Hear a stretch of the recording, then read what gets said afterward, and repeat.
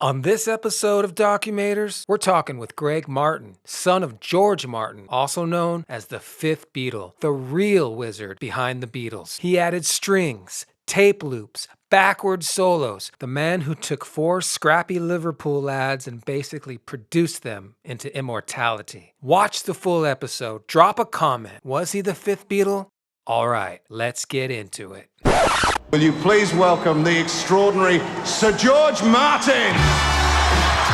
Today we're speaking with Gregory Paul Martin. Your father, obviously among the most famous producers in the entire world. Did you have any sense of who your dad was working with? Yes, but it was kind of limited until they got really big. They were just another artist he was working with, like Peter Sellers, somebody that I knew as a child. I mean, I kissed Sophie Loren when I was 3. I mean, my father's a really interesting guy. He's so lovely. There was a time when I got really fed up with being known as the Beatles producer. It seemed as though I'd never done anything else in my life. But time eases a lot of things. And it certainly eases that because I realised that it was something to be really proud of. And they're my mates, you know, and I've been with them for 35 years. So it seemed natural that if I was going to have a final record, that it should be with music that the Beatles had written. Who deserves to be called the Fifth Beatle? I just think it's so silly. I mean, my father would say, you know, I'm not the fifth Beatle, but there's got to be a fifth and a sixth. I mean, it had to be Brian Epstein and my father. My father actually set up the whole publishing deal, but I don't think he would have done it had he known that they were going to become the greatest songwriters of all time.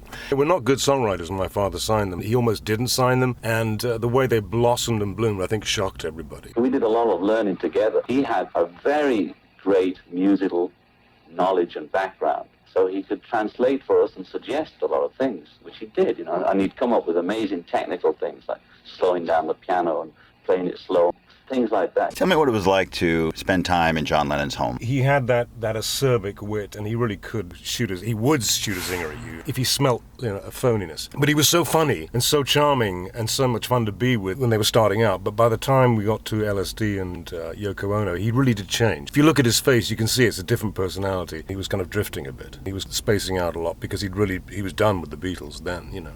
The circus seems to be a real-life application of Spinal Tap personified. That could be why Rob Reiner wants to direct an episode. The circus is what it really is like to be inside the eye of the storm with one of the greatest acts that ever happened, told from stories that I had growing up, and Jeff Emmerich, the Beatles engineer who's doing the music. It's also a love letter to my father, and that's the whole point, because, you know, it's about that time. Gregory Paul Martin, thank you for sharing your story. Thank you very much. Thank you. It's been fun.